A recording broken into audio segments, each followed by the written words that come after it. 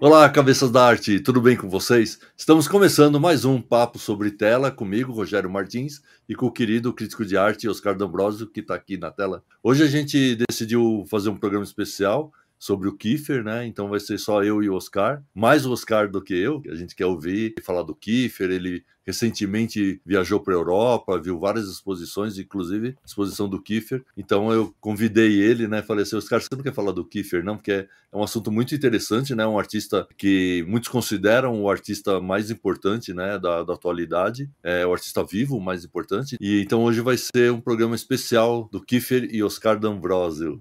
E Rogério Martins, desde 99 que eu estou na área, né, escrevendo sobre vocês, artistas, né? Então, isso para mim é um grande álbum de figurinhas, e o Rogério espertamente, né, como sempre, perguntou, então, você tem algumas figurinhas, né, premiadas, né, douradas. Carimbada, para ele.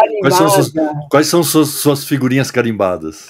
Exatamente. E aí, uma delas, né, exatamente, eu acho que tem o Kiefer, para mim, é uma dessas figurinhas, né, carimbadas. E aí a gente começou a conversar, então vamos falar um pouco dele, porque ele é, como o Rogério comentou, né, ele é considerado hoje um dos maiores, então, para alguns, o maior artista contemporâneo vivo, e as obras dele são de uma perspectiva física monumentais, né, no sentido que tem muita matéria, e tem todo tipo de matéria que você possa imaginar, tem palha, tem cinza, tem chumbo, tem argila. Inclusive, o chumbo é um material fundamental na poética do Kiefer. O chumbo é um elemento ligado à alquimia, né, e uma das vertentes, né, do Kiefer ele estudou alquimia, e estudou profundamente alquimia. Ele estuda muitas coisas e muitas coisas profundamente. Então, tudo que ele fala, ou boa parte do que ele fala e muito do que ele faz, tem uma fundamentação muito grande. E eu acho que isso, em termos de arte contemporânea, né, e a gente sempre conversa isso com os artistas que vêm aqui, né, nos nossos encontros do Papo sobre Tela, é que, além do que você mostra, além da visualidade, é como você pensa o trabalho, é como você sustenta esse trabalho, né? Qual que é o suporte teórico desse trabalho, do que você está falando. E o Kiefer, ele cria, basicamente, uma nova simbologia a partir das simbologias típicas alemãs. Então, ele vai brincar com o nazismo, por exemplo, por incrível que isso possa parecer, né? Então, no começo da carreira, inclusive, ele foi acusado, né, de estar ligado, né, ao nazismo, a gente vai falar um pouquinho disso. Ele pega os mitos, né, do Richard Wagner, por exemplo, né? Então, ele pega as valquírias e também brinca com isso, se apropria disso e vai realizar trabalho. Ele vai falar de mitologia egípcia, ele vai falar de mitologia da Mesopotâmia. Então, ele tem uma bagagem cultural, né, que é um pouco assustadora, e que é algo que eu também queria trazer, eu comentei isso com o Rogério também, porque o próximo curador da Bienal de São Paulo, né, que vem de Camarões, né, é um curador negro de Camarões, toda a formação intelectual dele, né, foi feita, né, em Berlim. Então, a gente vai ter um curador da próxima Bienal de São Paulo, que é alguém que convive, né, com pessoas como Richter, com Herbert Richter, né, outro artista alemão, né, já com mais de 90 anos, convive com pessoas como Kiefer e estuda nesse universo da Alemanha. Então, estudar um artista alemão considerado mais importante atualmente, né, me parece que vai nos dar aí uma série de dicas, né, de pensamentos, de o que a gente faz com o nosso trabalho, o que a gente pode melhorar, o que a gente pode jogar pela janela. Não literalmente, tá? É só simbólico. Né? Você pode jogar pela janela e colocar na gaveta. Por favor, né? Não saiam por aí tirando coisas pela janela, até porque é crime. Tá? Porque é isso, né, Oscar? Os artistas, nós somos admiradores dos outros artistas, mas sempre com esse olharzinho, assim, olharzinho no bom sentido, de como que ele fez, como que ele é, o que ele pensa, não só admirando o conceito e a própria obra, mas a gente tem esse lado também de investigar, falar, opa, o que esse cara faz que é tão bacana, né? De stalkear, né? Tem agora o termo bem contemporâneo, a gente quer stalkear um pouco, né? O Kiefer, que inclusive, assim, só para lembrar, né, qual que é a história dele, assim, muito rapidamente, né? Mas ele nasce em 45. Então, ele nasce justamente no ano do final da Segunda Guerra Mundial, logo antes, assim, 2 meses antes, aproximadamente, do suicídio do Hitler, né? Então, isso parece uma bobagem, mas isso ele vai utilizar na poética dele, tá? Essa informação. Uma outra coisa é que onde que ele nasce? Ele nasce num abrigo antiaéreo de um hospital, né? Ou seja, né, no período ainda da Segunda Guerra Mundial, dos bombardeios, né, dos aliados, na Alemanha. E ele diz, né, tem um texto dele que é muito interessante, que ele diz que o parque de diversões dele era justamente, né, eram locais em ruínas. Então, esse universo da Segunda Guerra Mundial, que é uma temática fundamental dele, né, a Segunda Guerra Mundial, o Holocausto, essas temáticas são tão fortes, vem exatamente dessa, o que a gente chama hoje de memória afetiva. Na época não existia esse termo, mas ele vai fazer obras muito sobre esse período de destruição, esse período... Ele cresce no meio das ruínas, né? Literalmente, né? Literalmente. Metáfora, assim. E começa a usar... A brincadeira dele é o que ele brinca até hoje, né? Ficar construindo, desconstruindo, usando lixo e tal. Ele continua, né, com isso. Então, essa diversidade de materiais, né, para alguns até analistas, especialistas no Kiefer, vem também muito disso. O pai do Kiefer, né, porque a gente sempre quer saber, né, como o Rogério falou, né, vamos stalkear um pouco o Kiefer, né, a origem da família do Kiefer. O pai era professor de arte, então isso também acaba influenciando muito essas múltiplas referências, né, que ele acaba tendo. Acho que isso é muito forte. Uma outra influência que é interessante, lembrem-se, né, que o Kiefer ele vai estudar em Düsseldorf, né? Ele vai ter como um de seus mentores, vamos chamar assim, né, o Joseph Beuys. E o Beuys é uma pessoa, né, que vocês conhecem, nós conhecemos, que ele tinha um critério, né, uma reflexão, uma ideia de que todos nós somos artistas, né, só que alguns desenvolvem e outros acabam não desenvolvendo. Esse conceito do Beuys vai influenciar muito o Kiefer nessa ideia da materialidade. Então, só para dar um exemplo disso, né, antes da gente ver um pouquinho, né, a gente vai mostrar trabalho, fiquem tranquilos, tá? Estou fazendo uma introduçãozinha, porque tem muita coisa. Pronto aqui essa.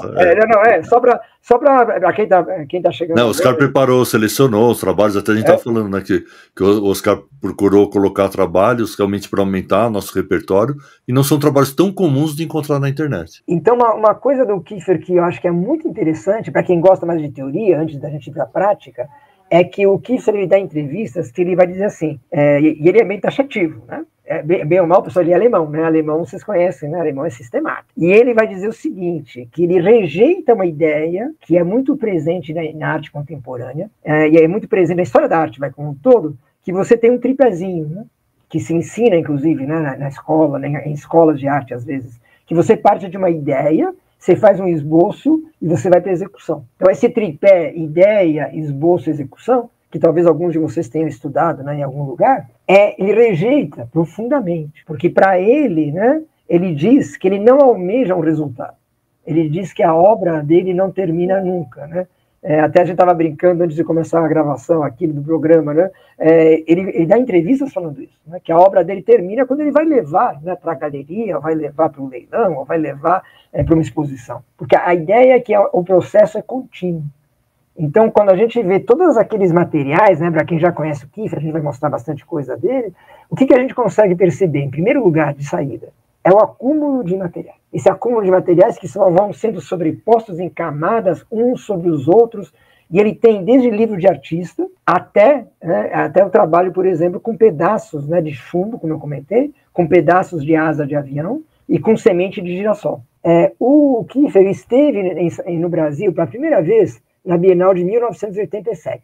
E o que ele apresentou? Ele apresentou uma escultura e alguns trabalhos, né, de parede. Ele vai voltar para o Brasil depois, 10 anos depois, em 98. E quando ele volta para o Brasil em 98, todo mundo deve lembrar, porque ele fez uma série, né, que chamava Lilith, a série chama Lilith, em que você tem justamente, né, a roupa, um vestidinho de uma menininha que flutua, né, sobre esses painéis enormes de matéria. E, aliás, essa série teve, inclusive, continuidade. Ele fez uma série inteira. Ele ficou muito impressionado, né, com a cidade de São Paulo, né, com a arquitetura da cidade de São Paulo, e fez uma série sobre isso. E agora, recentemente, em 2022, ele ocupou em Veneza o Palácio Ducale, que é o Palácio do Duque de Veneza. E ele ocupa a sala da biblioteca, né, com uma grande instalação. Mas o que ele faz lá no Palácio de Veneza, né, no Palácio Ducale de Veneza?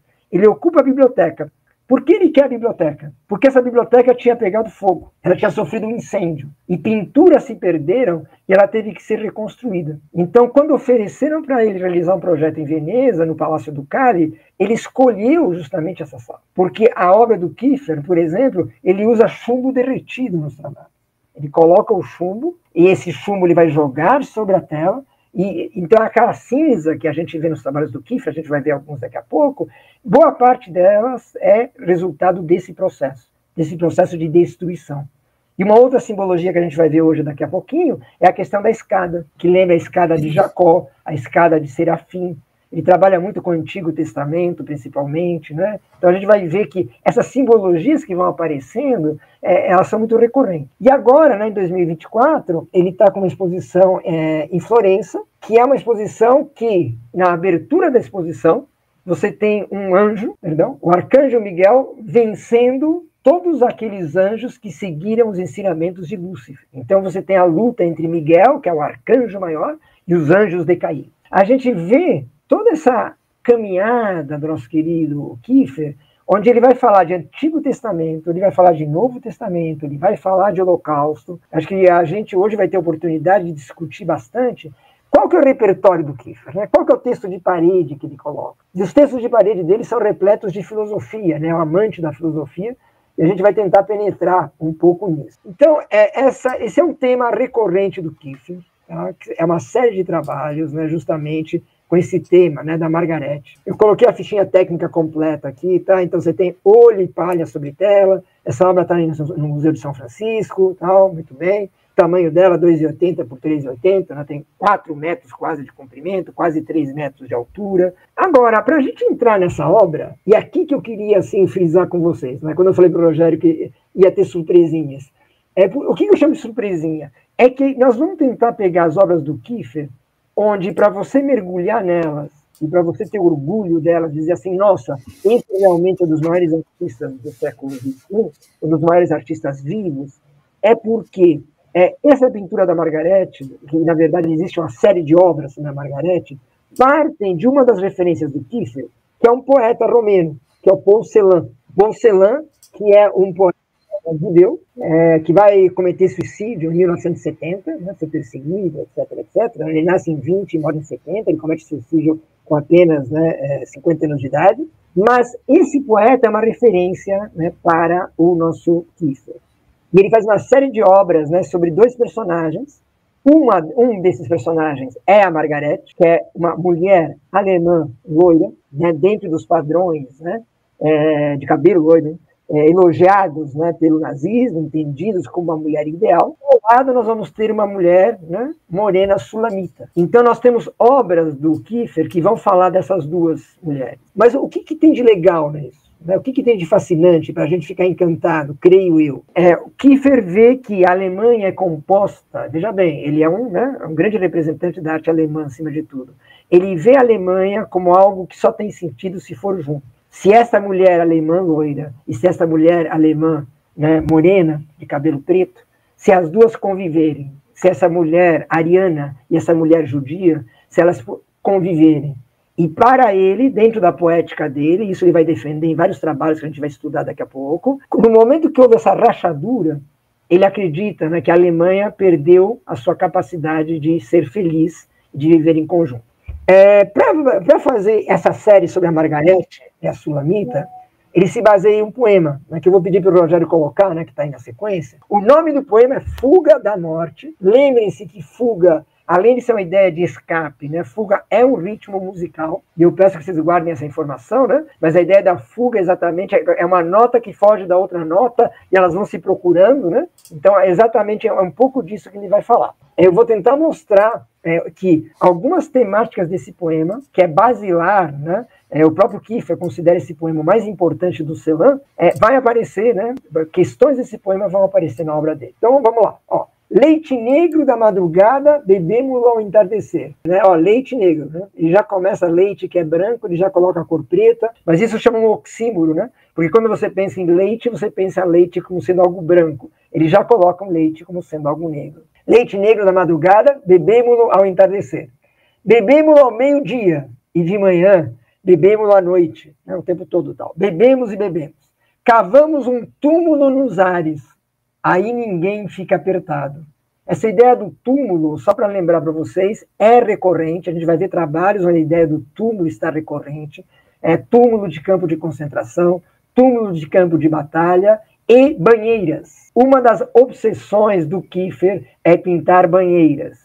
E você vai se perguntar, Oscarzinho, né, Rogerinho, por que o Kiefer, um dos maiores, talvez maior, artista vivo, contemporâneo, por que ele pintava banheiras? Porque o nazismo, né, dentro do seu desejo de uma limpeza do corpo e uma limpeza da mente, distribuía gratuitamente banheiras para a população, de modo que as pessoas limpassem os seus corpos. Isso é uma coisa que é pouco divulgada, pouco conhecida, alguns filmes mostram isso, né? Então, essa ideia aí o que o nosso querido Kiefer começa a fazer? Uma analogia entre esse elemento banheira, que é um símbolo do nazismo, e essa ideia do túmulo, né, da morte. Então, essa primeira parte, né, vai falar exatamente da morte. Aí, continua. Na casa vive um homem que brinca com serpentes.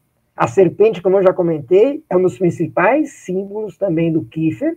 Lembrando que a serpente é também um dos principais símbolos do Egito. Aparece, né, quando você pega, né, a parte de cima, né, aquelas coroas utilizadas, né, pelos faraós, etc., você tem aquelas serpentes, né? Então, isso foi retomado pelo nazismo e também, né, aparece na poética do Kiefer. A gente vai ver uma obra só sobre isso. Na casa vive um homem que brinca com serpentes e escreve quando anoitece para a Alemanha. Os teus cabelos de ouro, Margarete. Que é exatamente como eu comentei, né? Então ela é loira, etc. Escreve e vem para fora da casa e relampejam as estrelas.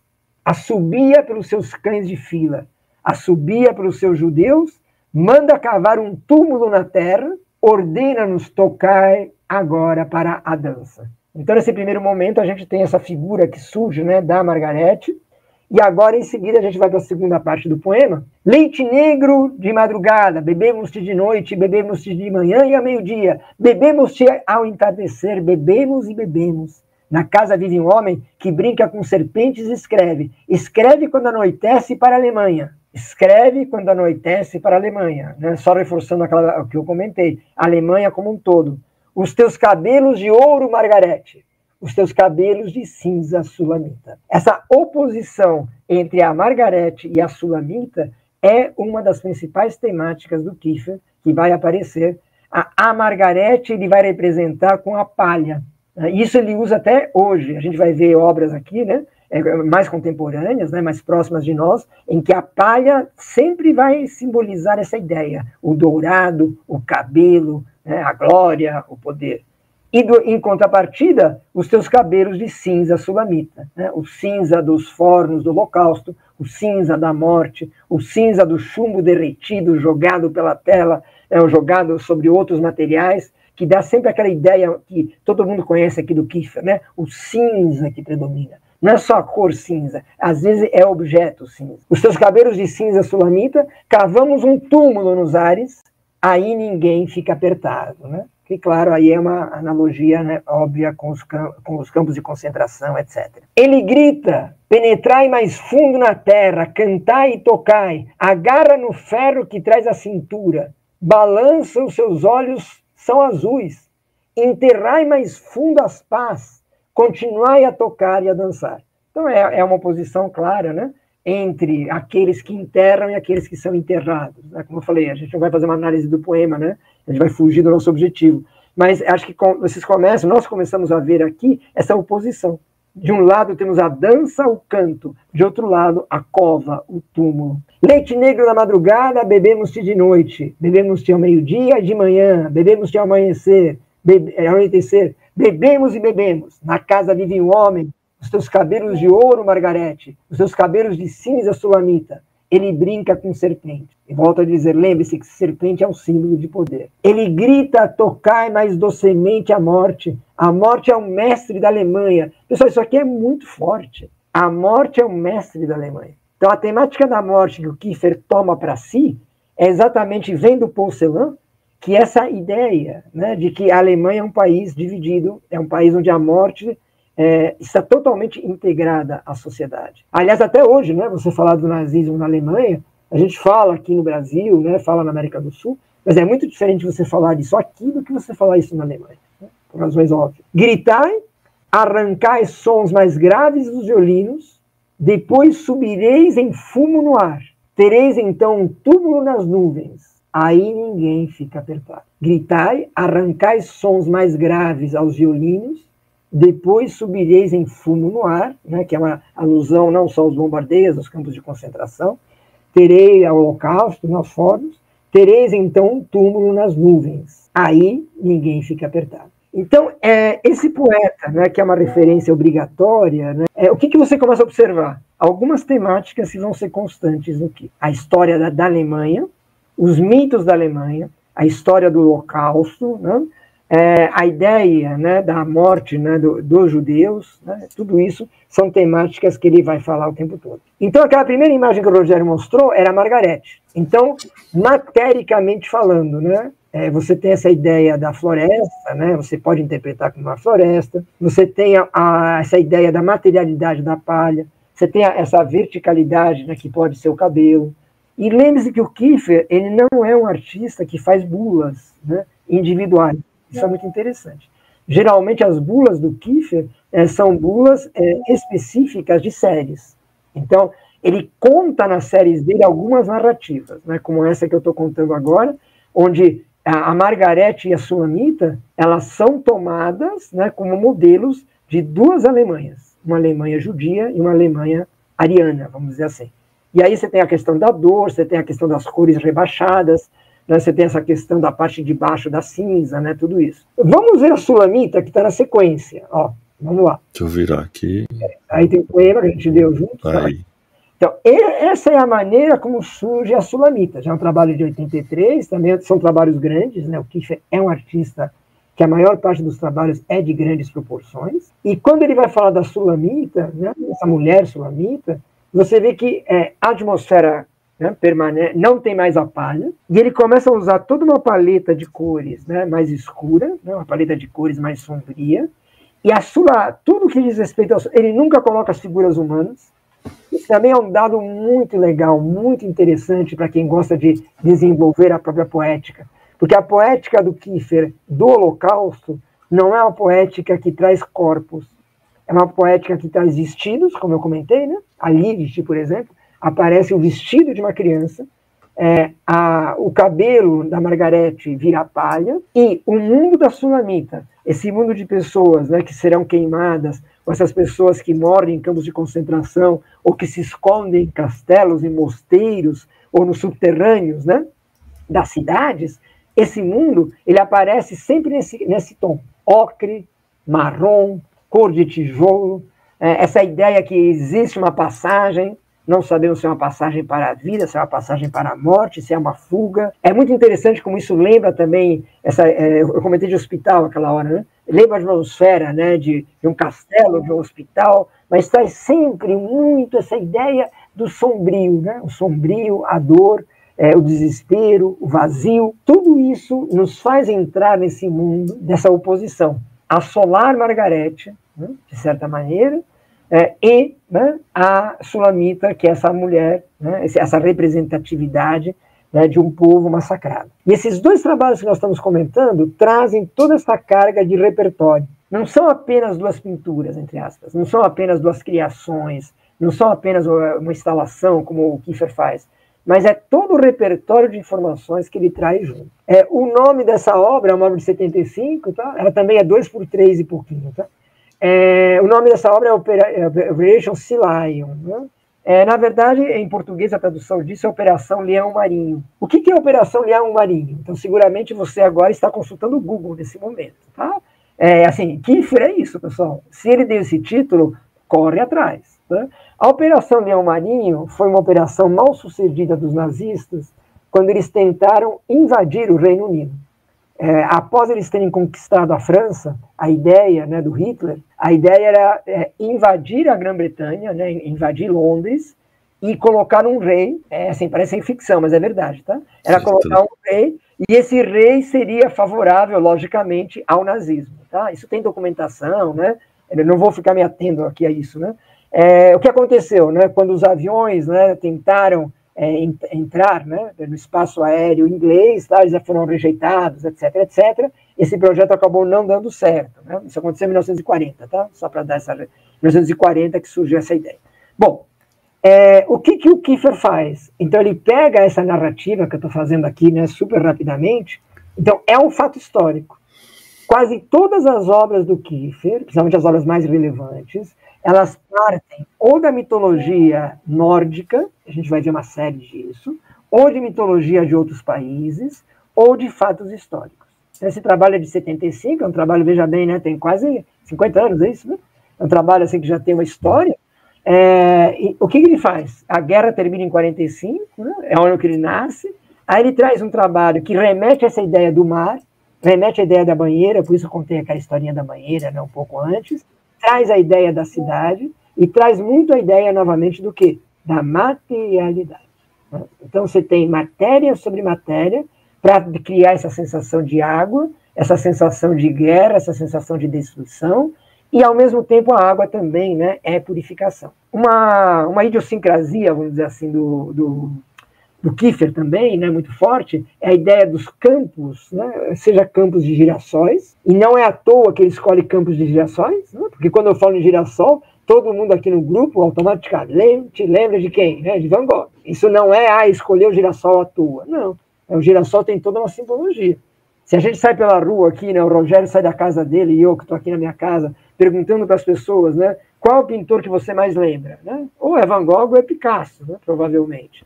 Então, muito dessa temática do girassol, né, que o Kiefer traz, é também, de certa maneira, uma reflexão. Né? O que é a arte? Né? O que é êxito na arte, etc, etc. Então, mas retomando essa pintura, né? Essa obra, na verdade, não é exatamente uma pintura.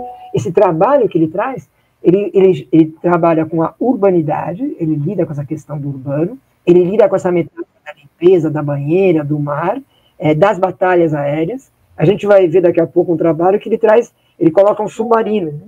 Aqueles submarinos, né, de reconstrução de submarino, ele vai colocar em outro trabalho um submarino, para homenagear um poeta russo. Então, na exposição que atualmente está em Florença, ele coloca um fragmento de uma asa de avião. Então, essas materialidades todas, né, que ele vai trazendo, é como se ele gritasse para a gente, olha, pessoal, eu estou partindo da realidade, mas eu estou transformando a realidade. Eu estou dando à realidade, como eu falei, né, uma nova mitologia. Ele vai criando as mitologias próprias, a partir das mitologias antigas. A gente vai ver agora um exemplo, né, Roger? Pode ser?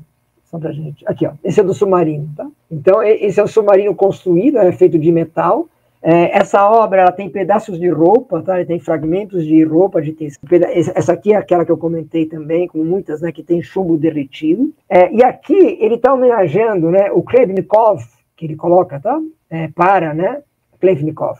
Klebnikov foi um poeta, né, russo, né? Ele eu sei de cor só por um motivo, tá? Eu só sei de cor o ano da morte dele, porque ele morreu na data que começa a Semana de Arte Moderna no Brasil. Ele morreu em 22, tá? Ele é do século XIX, ele morre em 22, né? É uma série que chama A Doutrina da Guerra, né? Então ele faz uma série de obras sobre batalhas.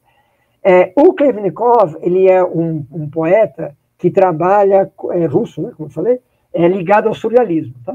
Ele é um dos primeiros poetas, né, relacionados ao surrealismo, né, um russo que se conectou aos surrealistas. Então, o que o nosso querido Kiefer faz, né? E daí esse brilhantismo, né, que a gente fala, e por que ele é considerado um dos maiores artistas contemporâneos? Porque ele pega justamente uma homenagem a um poeta, coloca um submarino, né, que é uma homenagem aí que ele vai fazer a esse clima, né, da guerra, né, dos conflitos, principalmente da Inglaterra e Alemanha, né, a questão das guerras dos submarinos, tudo que a gente acaba lendo, e leva isso para o mundo da poesia.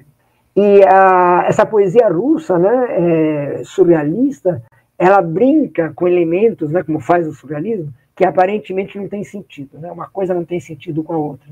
Então ele faz uma série de poemas, né, uma série de obras, essa que eu gosto mais, porque ele traz justamente essa ideia, né? É um submarino, você não sabe se ele está meio no céu, né? Você não sabe se ele está no mar, se ele está acima do mar, no meio das ondas, se ele está submerso, e tudo isso com muita matéria, né? Essa obra ela tem argila, eu peguei a ficha técnica da obra, para quem gosta de detalhes, eu fiz aqui o levantamento, ó.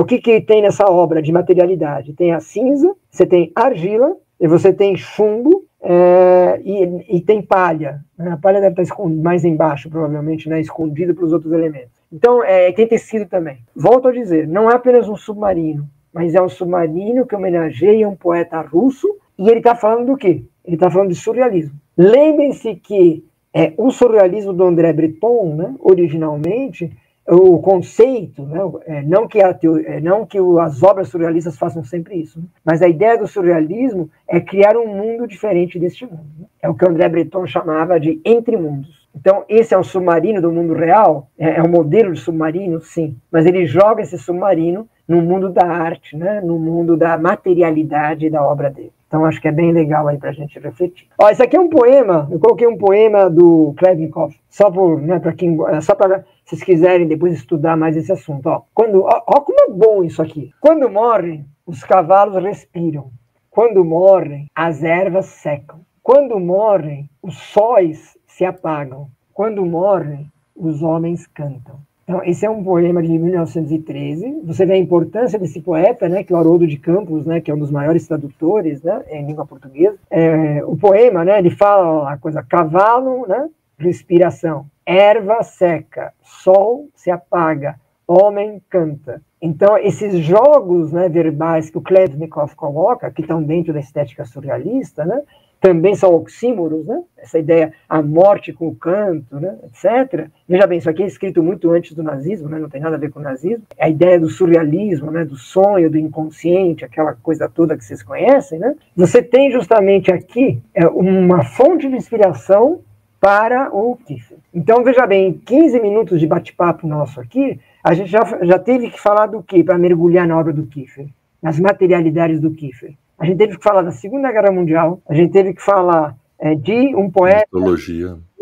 A gente fala de mitologia, e só vai piorando, né? A gente vai entrando... Então, quando eu falo que sou muito fã do Kiefer, porque além da materialidade, ele é um artista que nos obriga a dialogar o tempo inteiro com o mundo. Ó, essa obra é de 1969, essa foi a primeira série, né, do Kiefer, uma série que provocou escândalo, né, principalmente na Alemanha e fora dela.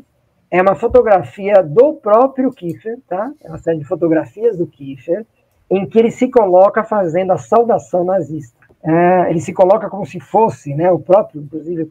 Só que, ao invés de ele estar saudando, né, uma pessoa saudando o ditador, o Hitler, ele se coloca saudando coisas que ele admira, elementos que ele admira. Então, aqui, né, ele se coloca saudando a natureza, o campo da natureza. Em outras obras que ele aparece saudando, por exemplo, né, o parlamento alemão.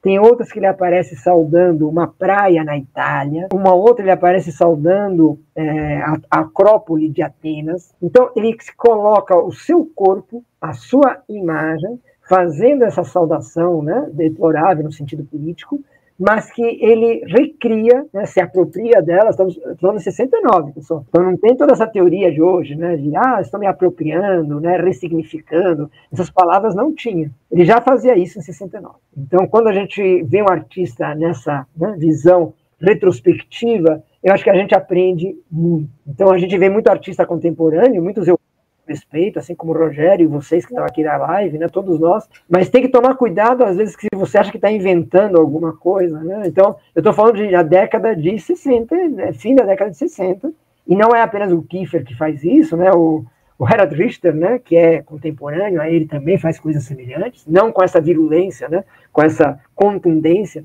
mas ele também faz isso, né?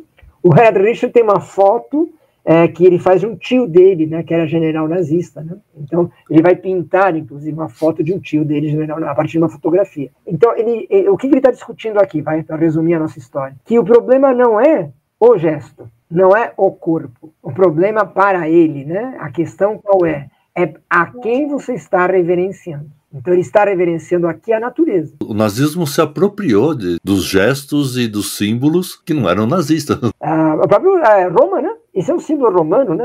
E uma coisa também que é muito interessante, né, nessa conversa é pensar o seguinte, né, que quando ele fez essa série, né, ele apresentou essa série, ele recebeu ataques, né, muito contundentes da crítica de arte alemã, entendendo, né, que ele tinha, né, que a base dele era justamente, né, era uma defesa do nazismo. E até hoje você tem críticos mais conservadores, né, como todo grande artista, né, tem que manter uma polêmica acesa, né, que dizem, né, que ele se apropria, né, que isso não é apenas uma apropriação, mas que ele também, de certa maneira, foi influenciado por esses símbolos nazistas, dos quais ele não consegue se libertar. E ele vai contestar isso, né, abertamente. Mas lembrando, isso é 69, né? E até 2024, ou seja, este ano, a parte final da exposição que está em Florença é uma exposição de fotografias. Cada fotografia tem 3 metros de altura, e todas as fotografias são dessa mesma imagem. é com ele reverenciando, né, elementos da natureza, da arquitetura, que ele aprecia. Então, acho que essa é uma reflexão interessante. Em 2024, ele pega material que ele produziu em 69 e faz uma releitura dele mesmo em um novo contexto, né, com uma nova reflexão. Essa obra, para mim, é paradigmática, né, como diriam as pessoas sérias. Ó, esse é um trabalho também de 69. Dá uma olhada nesse título. Não sei se vocês gostam, talvez vocês achem poético demais, né? Também a mesma ideia aqui, tá? Não vou repetir. É a mesma ideia do nazismo, né? Do gesto nazista, né? Então vamos lá, ó. É o céu, né? O céu estrelado sobre nós e a lei moral no meio. Então, quando ele faz essa obra em 69, né? O que é essa lei, né? Essa lei moral? É claro que ele está falando justamente, né? Não é só o nazismo, né, mas a estética nazista, né, aquela coisa da arte degenerada, tudo que o nazismo representa. Mas existe, ele está fazendo o gesto para quem? Ele está fazendo isso, né, para o céu, né, para o paraíso, né, repleto de estrelas, a esperança, a vida. Né, cada um pode fazer a leitura que quiser, né, não vamos conduzir a interpretação. Mas é só para dizer que é impressionante você pegar um artista, né? Você vê, isso foi em 69, portanto ele tinha 24 anos. Então, aos 24 anos, não estou dizendo que todos nós temos que ter esse nível, só estou comentando que aos 24 anos ele traz uma obra com essa potência visual, a partir dessa experiência que ele conviveu, né, com o final da guerra. Já viu. E muito, muito corajoso, né? A obra é corajosa. Ele é corajoso, a obra é corajosa. Mas fora de contexto, realmente, se a pessoa só olha a obra, né, pode ter essa leitura mesmo. Se você não conhece o artista, não conhece a série de obras dele, se você vê a série de obras, ele fazendo a reverência para a natureza, para o céu, para as plantas, para os animais, aí você entende. Mas se não... Então, aí volta essa questão do texto de parede, né? Como, aí, principalmente aqui, né, para quem tem uma linguagem mais conceitual, mais contemporânea, é muito interessante você pensar até que ponto precisa do texto de parede, não precisa do texto de parede. Você está mandando um trabalho para um salão, não é? Essa colocação do Rogério é muito boa para um salão de arte, né? Se você manda um salão de arte que não pede texto, tá? Que não pede conceito, você manda um trabalho como esse, dependendo de quem está, né, lendo, fazendo a avaliação, grande chance que isso seja lido, né, de uma maneira, não, ele está falando bem, ele está elogiando o nazismo. Agora, no momento que você faz um texto de parede como esse que nós estamos discutindo aqui, você entende que o trabalho ele é exatamente o inverso. Ele está dizendo que um gesto em si mesmo, quem dá significado para o gesto é a sociedade, né? Eu acho que isso que é fundamental. O gesto em si mesmo não é nada. O que dá sentido para o gesto é a sociedade. E a ideologia, né? No caso do nazismo, claro, a ideologia, assim como, né, o Império Romano. Porque a gente, principalmente quando você está criando, né, quando a gente está envolvido num processo, né, seja de um texto, seja de uma imagem, a gente está dentro do processo, né? Então a gente às vezes não vê mesmo, né? Alguém de fora que tem que falar, olha, isso aqui está dando uma leitura ambígua, visual, escrita, essa palavra aqui, olha, isso aqui vai dar problema. Eu acho que é extremamente importante. E a gente tem a humildade de saber receber esses comentários, né? E avaliar. Né? E tem esse entendimento. Eu estava falando essa semana para os alunos isso. A partir do momento que você se torna um artista mais conhecido ou não, você se torna público. O seu trabalho é público. Você está fazendo uma linguagem, você está dizendo coisas que parece que para você só está fazendo ali uma pintura, pode ser que você fez ali para se divertir, mas para quem vai ver não é. Pode ter outros significados. Então a gente precisa desse entendimento que as coisas podem ser maiores do que a gente pensa que elas são. Ou seja, é uma grande responsabilidade. Né? Esse trabalho, né, chama Valhalla, né? O que é o Valhalla? O Valhalla é a sala dos mortos, né, do palácio de Odin, né? Odin, ele equivale ao Zeus da mitologia grega, né, para quem gosta de mitologia grega, né, ele é o grande chefe, é o grande líder, né, o grande rei. Guerreiros que morriam no campo de batalha e morriam gloriosamente, né, lutando muito bem. As valquírias, as famosas valquírias, né, as mulheres, né, que subiam nos cavalos e eram guerreiras, as valquírias levavam esses guerreiros escolhidos por Odin para a Sala dos Mortos, né, que é exatamente a ideia do Valhalla, que é um palácio, né, é o palácio de Odin. E agora vem toda uma discussão de 2 horas, que a gente vai fazer em 5 minutos, né? Mas veja bem, olha como surge o palácio de Odin, que segundo conta, né, mitologia nórdica, né, é um palácio maravilhoso, né, um palácio repleto de ouro, um palácio repleto de fogo, um palácio repleto de poder.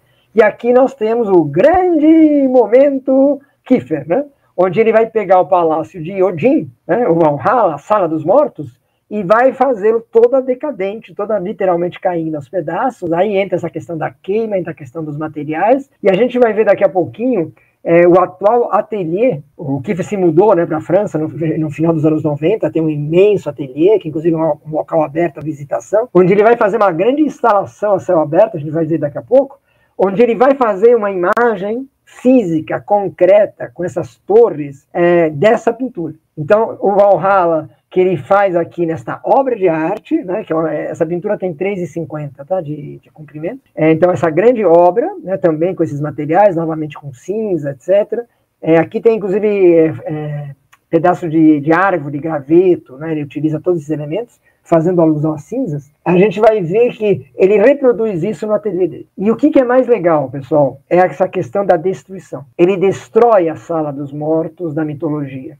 Então, quando eu falei no comecinho do nosso papo, né, que a gente ia falar assim, de um novo simbolismo, é porque o Kiefer faz algo que é extremamente contemporâneo, né, uma coisa que a gente discute até com o Rogério em nossos encontros. Você se apropria, você engole, é bem tropicalismo, né? Você pega aquilo, né, antropofagicamente, você engole o Valhalla, você engole o Odin, você engole a dor, né? Você engole a morte, ó a morte de novo, ó, a morte no holocausto, a morte, ó, Sala dos Mortos. Você engole tudo isso e quando você devolve na tua obra, você devolve de um jeito diferente. E eu acho que é aí que a arte do Kiefer, né, essa é uma característica muito forte dele, ganha essa significação, como eu falei. Se ele vai para o Palácio Ducale, ele escolhe o quê? A sala que foi queimada, né, que foi destruída. Se ele vai falar da Sala dos Mortos, ele vai queimar a Sala dos Mortos. Então, essa coerência na poética dele me parece algo tão fundamental para a gente mergulhar nas imagens que eu estou apresentando aqui, ou que vocês podem pesquisar na internet depois. Né? A questão da paleta, né? Um dos ícones, né, que ele traz sempre, né, ou costuma trazer sempre, é a questão da paleta. E quando ele traz a paleta, né, ele geralmente, seja em esculturas, né, tem obras escultóricas também com essa mesma temática, com esse mesmo assunto. Ó a materialidade da obra. Né? Aqui você consegue perceber bem o que eu estava falando. Ó como a obra é queimada. Então, essa queima geralmente é feita com chumbo líquido, né, como eu comentei. Deixa eu falar do chumbo rapidinho, né, que depois eu vou esquecer, já que eu falei do chumbo. Uma das coisas que o Kiefer começou a estudar com o Beuys, lá em Düsseldorf, né, na Escola Livre de Arte de Düsseldorf, foi alquimia e cabala. Né? O Beuys, né, ele conhecia isso e influenciou um pouco o Kiefer. Quando você tem, para quem gosta um pouquinho de alquimia, né, você tem os metais na alquimia. Né? Cada metal corresponde a um planeta, cada metal corresponde a uma cor. Né? O metal que está mais abaixo é o chumbo. O chumbo é considerado o metal mais terreno, é o metal, né, mais pesado. Pesado. É o metal que não nos leva, né, para quê? Para uma elevação do espírito. Por meio da alquimia e por meio da cabala judaica, o que acontece? Você vai subindo, né, numa escada, e tem toda uma progressão, né, até chegar ao ouro, né, a chamada quinta essência. Né? Claro que o ouro é uma metáfora. Né? Quando a alquimia fala que vamos descobrir a pedra filosofal, vamos descobrir o ouro, eles não estão falando de ouro de verdade. Né? Isso é só para não ser queimado pela Inquisição. Né? Quando eles estão falando de ouro, eles estão falando justamente do quê? Eles estão falando da essência, da busca da verdade, nessa coisa toda. Então, quando o Kiefer escolhe o chumbo como um de seus materiais, está dentro de toda essa história que eu estou contando aqui. O chumbo ele é maleável, né? Então, tem os soldadinhos de chumbo, né? Lembra que já nem se faz mais, né? Mas por que os soldadinhos... Acho eu, né? Os soldadinhos o ponto de fusão é baixo, né? O ponto de fusão do chumbo é baixo. Então, tudo isso facilita, né, a utilização dele. Então, o que ele faz, só para quem gosta de técnica, tá? Ele utiliza os materiais, como eu comentei, ele vai tornar esse chumbo líquido, e ele vai, né, esparramar, às vezes ele vai aspergir, né? Ele vai jogar, né? E às vezes ele vai jogar aqui, dá para ver claramente, né, que ele joga nos cantos, né, do trabalho, essa ideia do chumbo. Então, ele vai queimar, ele vai destruir a própria tela. E essa simbologia da paleta, né, que aparece uma paleta como se estivesse com asas, né, voando, tem muito a ver com aquele conceito do Kiefer, que eu falei um pouquinho mais cedo. A ideia de que todos nós temos a capacidade, a potencialidade de sermos artistas, mas alguns desenvolvem isso e outros não desenvolvem. É a mesma ideia da Lygia Clark, né, para quem gosta da Lygia Clark. Então, ele tem uma série de paletas, né, paletas com tinta, paletas queimadas, em muitas paletas com asas. Então é de um artista desse nível, né, que a gente está conversando aqui. Né? A gente conversou 5 minutos aqui. A gente falou de técnica, a questão do chumbo, a destruição do material. A gente falou da palheta, que é um símbolo da arte. A gente estava falando... Né, metáfora, arte, né, também. É uma metáfora da liberdade. E tudo isso a partir de uma imagem. E aí aquele momento para você, quando for dormir hoje, né? O trabalho que você realiza, né? Quando você vai dormir, né? Você olha para o teu trabalho, o teu trabalho evoca tudo isso? Ele provoca todas essas várias reflexões, né? Se não provoca em você, vai provocar nos outros, né? Provavelmente não. Quer dizer, como eu estou dizendo, não é para ninguém ficar triste ou desanimado, é exatamente o oposto, né? É para a gente estudar em conjunto, né? E essa é a ideia dessa live meio especial que o Rogério propôs, como o repertório que o Kiefer tem o ajuda a chegar em resultados estéticos de alta qualidade, aliado com a técnica. Para você colocar metade de uma asa de avião numa obra, claro que ele não trabalha sozinho, ele tem uma equipe, né, de ajudantes, né? As metáforas, como eu falei, o arcanjo Miguel lutando contra a luz, tudo isso, né, ele vai trazendo para a obra, né, e vai criando as imagens a partir daí. O resultado visual é simples, mas traz, simples entre aspas, né, mas traz muita coisa ali dentro. O chumbo é um elemento muito perigoso, né, de se mexer. Isso é legal de falar, né, Oscar? Porque as pessoas pensam assim, que a técnica da arte é uma técnica de pintura, não é? A técnica que aquele artista desenvolveu para resolver os problemas que ele mesmo criou. Usar uma asa de metal, existe uma técnica para isso. Fala assim, ele só colou tal, mas até para colar alguma coisa, você precisa de uma técnica para isso dar certo. Não, e o chumbo na pintura, né? Tem o caso do Goya, tem o caso do Portinari, né? Então, você tem toda como eu falei, tem todo um esquema químico, né? Para você usar esse material que ele escolheu, pela questão da alquimia, dessa simbologia toda que eu estou falando, mas ele usa isso, logicamente, né? Com toda a responsabilidade do mundo. Né? O Beuys, ele começa a se interessar pela alquimia depois do acidente dele, né? Que ele foi curado por uma tribo, né? Um grupo ali. Os tártaros, né? Pessoas que curaram ele através de ervas e tal. Aí ele começou a mergulhar a gente diria hoje em dia, nessa viagem, né? Que faz parte da história dele, né? Só para entender um pouquinho mais assim. Faz parte da história. Né? É importante, né? A gente usar não só as coisas que a gente estuda, mas as nossas próprias histórias que vão ser únicas, né? Ninguém vai ter uma história igual à sua. Essas experiências de vida, né? As memórias afetivas, como a gente fala hoje em dia. No caso do Beuys, é a questão do acidente de avião. No caso do Kiefer, é a história do nascimento dele, né? No final da Segunda Guerra, né? Onde ele teve esse contato com os escombros, né? A palavra é bem essa, né? Os escombros da Segunda Guerra Mundial. É o título da nossa live de hoje, né, que eu coloquei, eu sugeri para o Rogério concordou, tem a ver com essa memória afetiva. A ideia de que os escombros, os detritos, os restos, né, para o Kiefer, ele vê isso como se fossem pétalas de flores. Então, quando a gente pensa, né, em escombro, a gente pensa justamente, né, em algo ruim, em detrito. E esses detritos, esses restos da Alemanha bombardeada, que são justamente a flor, né, o alimento. E lembrando, para que serve a flor? Né? A flor serve para a reprodução. Então, é uma metáfora tão bonita, né, que o Kiefer faz. Qual que é o conceito? Né? O conceito é que, mesmo aquilo que parece ser mais horrendo, né, como uma Segunda Guerra Mundial, por exemplo, ou um resto de qualquer coisa da nossa vida, né, uma experiência ruim que nós tenhamos, e todos nós temos, logicamente, pode virar uma pétala, né? E pode virar uma reprodução, né? Reprodução de materiais, reprodução de formas, reprodução de trabalhos e de séries. É um jeito muito lírico de dizer como toda experiência nossa pode se tornar arte. Muitos alunos também falam isso assim, mas peraí, mas eu não tenho nenhum problema, eu não caí do avião, eu não passei pela guerra, assim, como que eu posso fazer arte se eu não tenho nenhum problema? Não é necessário. A história da sua avó, né, falando para esse aluno, né, a história da sua avó, que é uma imigrante, né, que veio do Japão, né, o que veio, sei lá, da Itália, é tão importante, é tão forte quanto a Segunda Guerra Mundial. O problema é como você vai utilizar isso. É olhar para o cotidiano, né, de um jeito diferente, é olhar para o cotidiano de um jeito mágico. Mas a gente está perdendo, né, numa sociedade tecnológica, eu amo tecnologia, né, vocês sabem, mas a gente está perdendo muitas vezes essa capacidade de imaginar, essa capacidade de fantasiar. A palavra imaginação vem daí mesmo, né? Imagem e ação. A gente está perdendo muitas vezes esse poder de lidar com o lúdico e de lidar com o imaginário. Um artista do nível, né, do Kiefer, né, que nós estamos vendo, ele joga o imaginário literalmente em outro lugar.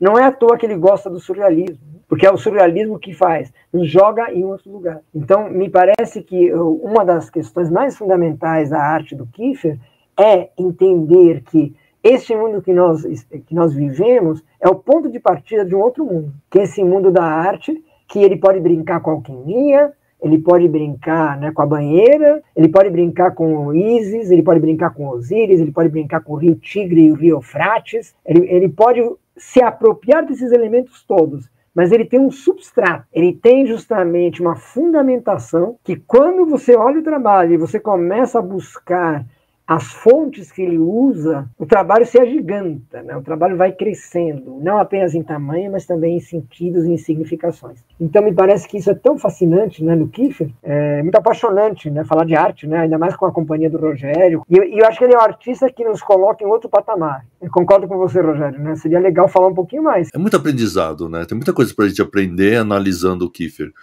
Então, Rogério, obrigado pela parceria, antes de você ficar, né? Nossa, pessoal, obrigado, né? Pessoal que está por aí, né? Obrigado a todos vocês. É muito prazeroso ter essa receptividade positiva. Acho que num mundo, né, tão complexo como o nosso, assim, poder estar uma horinha falando, conversando de arte com pessoas tão receptivas, eu fico, assim, muito grato. Pessoal, bom dia, boa tarde, boa noite. E até o próximo Papo sobre Tela, da parte 2 do Kiefer. Obrigado, Oscar. Obrigado a todos. Tchau, pessoal. Tchau, tchau.